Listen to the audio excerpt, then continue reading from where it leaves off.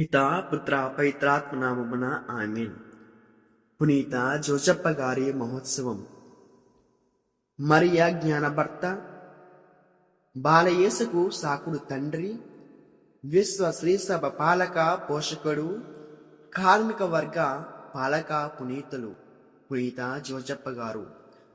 మనిషి అవతారమెత్తిన యేసుకు, మరియ మాతకు సంరక్షకుడిగా, బాలయేసుకు సాకుడు తండ్రిగా భక్త జోసప్ప గారి జీవితం సువార్తలు వెల్లడిస్తున్నాయి.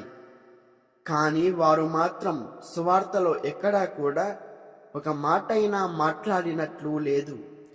వారి యొక్క ప్రవక్తన, చేసే పనిని నిర్వర్తించడం బట్టి, దైవ దేశాలు పఠించడం బట్టి వారు ఎలాంటి వారు అంచనా వేసుకోవచ్చు. గొప్ప విశ్వాసం, విరక్తత్వం, విధేయత, శ్రామికమైన జీవితం, బాధ్యత పాలన, వివేకం, విమోచనం, మితవ్యాయం, మితభాషిత్వం, అమాయకత్వం, తానును తాను తగ్గించుకోవడం, దయ, దాన ధర్మ గుణం, దిక్కులేని వారిని, ఆపదలో ఉన్నవారికి ఆదుకోవడం, నిగర్వం, నిశ్చలత, ఆరంభతత్వం, ఇలా మంచి గుణాలన్నీ ఉన్న మహామనిషి. పునీత మత్తాయి, పునీత లూకా సువార్తలను బట్టి జోసప్ప గారు న్యాయవర్తకుడు, గొప్ప నీతిమంతుడు అని తెలుస్తుంది. అప్రమాణిక సువార్తలు, చారిత్రక సంఘటనలను ప్రకారం జోసప్ప గారు చాలా పెద్దవాడిగా ఉన్నప్పుడు కన్య మరియమాంబతో ప్రదానం జరిగింపబడిందని తెలుస్తుంది. అప్పటికి ఆ అమ్మ వయసు 14 ఏండ్లు ఉండవచ్చు. గాబ్రియేలు దేవదూత శుభవర్తమానాన్ని మరియమ్మ గారికి అందించకమునుపే ఈ నిశ్చితార్థం జరిగింది.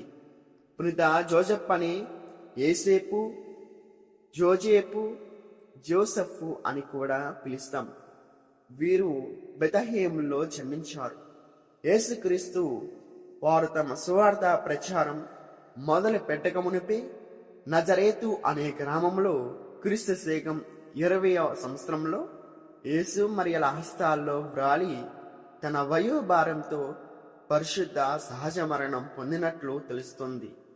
జోసప్ప గారు మంచి బాధ్యతల గల జ్ఞానభర్తగా, మంచి సాకుడు తండ్రిగా, అత్యుత్తమ బాధ్యతాయుక్త సంరక్షకుడిగా సువార్తలను మనం గ్రహించుకోగలుగుతాం.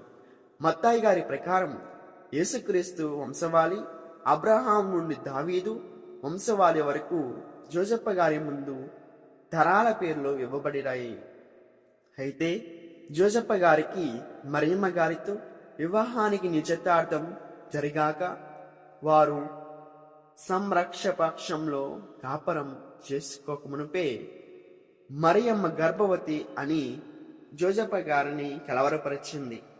ఆయమ్మను నొప్పింపక, అవమానింపక, రహస్యంగా పరితరించాలని, మెల్లగా తప్పుకోవాలని ప్రయత్నం చేశారు. ఇక్కడ జోసప్ప గారి గంభీర వ్యక్తిత్వం, ఘర్షణలోని సాధుత్వం, పుట్టుకతో వచ్చిన సహజ పాపభీతి ప్రస్తుతంగా కనిపిస్తాయి.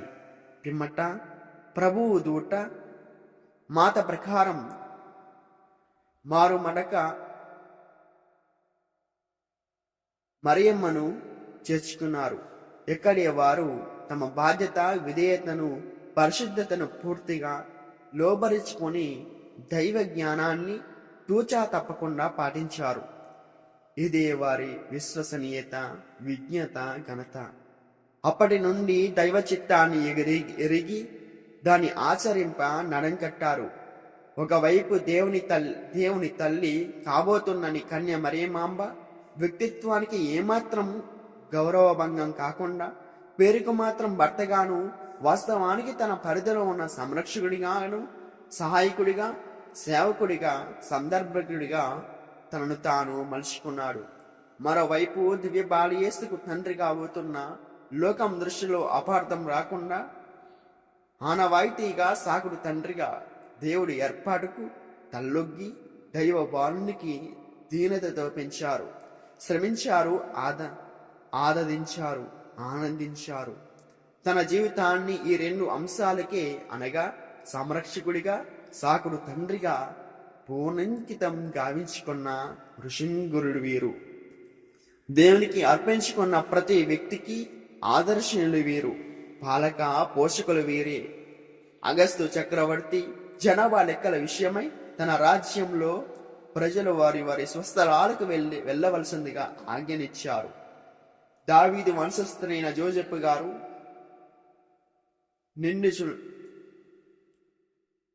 మరియమాంబను ఒక గాడిదపై కూర్చుండబెట్టి తను నడుస్తూ అతి జాగ్రత్తతో ఆ కొండలు గుట్టలు ఎడారి నేలను దాటుతూ నజరేతు నుండి వందలాది మైళ్ళు ప్రయాణించి బెత్లెహేముకు చేరుకున్నారు.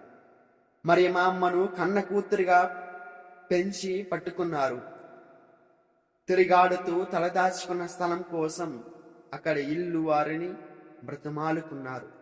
ఆఖరుకు పశువుల కొట్టమైన దొరికినందుకు సంతృప్తి పడి గబగబా దాన్ని శుభ్రపరచి ఆ అమ్మను సుఖ ప్రసవానికి తగినట్టు మలచి శ్రమింప చేశారు.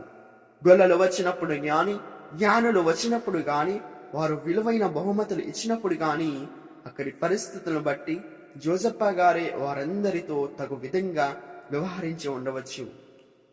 బాబుకు 8 దినాలు గడిచిన తర్వాత సున్నతి గావింపజేసి యేసు అని పేరు పెట్టబడింది. అలాగే మోషే చట్ట ప్రకారం 40 దినాల ప్రాయంలో బాలయేసును దేవాలయంలో అర్పించే నిమిత్తం మరియతో సహా యెరూషలేము దేవాలయానికి వెళ్లారు. అక్కడ దైవ భక్తుడైన సిమియోను ప్రవక్తి అన్నముల ప్రవచనాలు ధన్య మాటలు జోసెఫ్ గారు చెవులారా విని ధ్యానించారు. పిమ్మట ప్రభుదూత పలుకులకు శిరా సహించి హెరోదు రాజు శిశు హత్యలకు వెరల్చి తల్లి బిడ్డలను సంరక్షకుడిగా ఈజిప్టుకు చేర్చారు. ఆ తర్వాత కొండ మీద నిర్మితమైన నజరేతు గ్రామం చేరుకొని జీవనం కొనసాగించారు. ఈ దూర ప్రయాణాలలో వ్యయ ప్రయాసాలను తాను ప్రేమించే దేవుని కోసం భరించారు. జోసెఫ్ గారి ఓర్పు, ఔదత్వం, దీనత, చూదరుకు దృఢం, జ్ఞాన దృఢం వర్ణింపకానివి. బాలునికి విద్య, వృత్తి పని నేర్పించడంలో మరియమ్మ గారితో పాటు తన వంతు కృషి చేశారు. యేసుకు 12 ఏళ్ల ప్రాయం వచ్చినప్పుడు మరియమ్మ గారు జోసెఫ్ గారు ఆ దివ్య బాలుని తీసుకొని పాస్కా పండుగ కొనియాడటకు యెరూషలేము వెళ్లారు. తిరుగు ప్రయాణంలో పురుష గుంపులు ముందు నడుస్తుండగా స్త్రీ గుంపు వెనుక నడుస్తూ వస్తున్నాయి. బాలయేసు తండ్రితో ఉన్నాడని తల్లితో ఉన్నాడని తండ్రి అనుకొని ఒక మజిలీకి చేరుకున్నాక బాలుడు తమతో లేడని గ్రహించి కలత చెందారు, ఆవేదన పడ్డారు. ఆతృతతో వెనుకకు వెళ్లి వేద పండితులను తన ప్రజ్ఞతో దైవ సత్యాన్ని వెల్లడించి విస్మయపరుస్తున్నారు. బాలయేసుని కనుగొన్నారు. మరియమాతతో పాటు ఆ కలవరాన్ని తాను పంచుకున్నారు.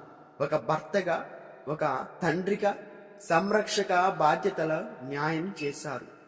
ఇంతవరకే సువార్త ప్రకారం చరిత్ర ఉంది. యేసు బహిరంగ జీవితం ప్రారంభించక మునిపే జోసెఫ్ గారు సుమారు క్రీస్తు శకం 20 సంవత్సరాల ముందే స్వర్గస్థులై ఉండవచ్చు. వీరి ఉత్సాహాన్ని మాత్రం 4వ శతాబ్దం నుండి జరుపుకున్నట్లు ఆధారాలు ఉన్నాయి. ముఖ్యంగా ఐర్లాండ్ దేశంలో మధ్య యుగంలో, యూరప్లోను వారిపై అనేక పరిశుద్ధ కథలు చెప్పబడి వారి మధ్య వ్యక్తిత్వ ప్రార్థనలు ఆరంభమయ్యాయి. 1869-70 సంవత్సరంలో జరిగిన మొదటి వాటికన్ మహాసభలో పాల్గొన్న 300 మంది పీఠాధిపతుల కోరికపై 9వ వయాజ్ భక్తినాథ పోపు గారు పునీత జోసెఫ్ గారిని విశ్వ శ్రీసభ పాలక పోషకుడిగా ప్రకటించారు. శ్రీసభ ఆస్తిపాస్తులైన వారిని సంరక్షకులుగా ఏర్పాటుపరిచారు. మార్చి మాసంలో గల అన్ని బుధవారాలలో జోసెఫ్ గారి ప్రార్థనలకై ప్రత్యేకంగా కేటాయించారు. క్రీస్తు శకం 1955లో 12వ వైఎస్ భక్తినాథ జగద్గురువులు జోసెఫ్ గారిని కార్మిక పాలకులుగా బిరుదునిచ్చి గౌరవించారు. మంచి మరణాన్ని కోరుకునే వారందరూ పునీత జోజప్ప గారికి ప్రత్యేకంగా ప్రార్థిస్తారు. కొంతమంది పునీతులు వాళ్ళు ప్రత్యేక కార్య సాధకులతో కొన్ని అవసరాలని వాళ్ళు సహకారిని మనకు అందిస్తారు. కానీ మన పవిత్ర పాలకుడైన భక్త జోజప్ప గారు ప్రతి అవసరం, ప్రతి పనిలో, అన్ని సందర్భాలలో మనకు సహాయం చేసే శక్తి కలిగి ఉన్నారు అని పునీత థామస్ అక్వినస్ గారు అన్నారు. పునీత జోజప్ప గారిని అడిగినదంతా నేను ఎన్నడూ పొందుకుండలేను, దీనిని నమ్మిన వారు పరీక్ష చేయవచ్చును, ఆ పరమ పిత పుత్రుని గౌరవించుట ఎంతో మేలని తాము తెలుసుకుందుము.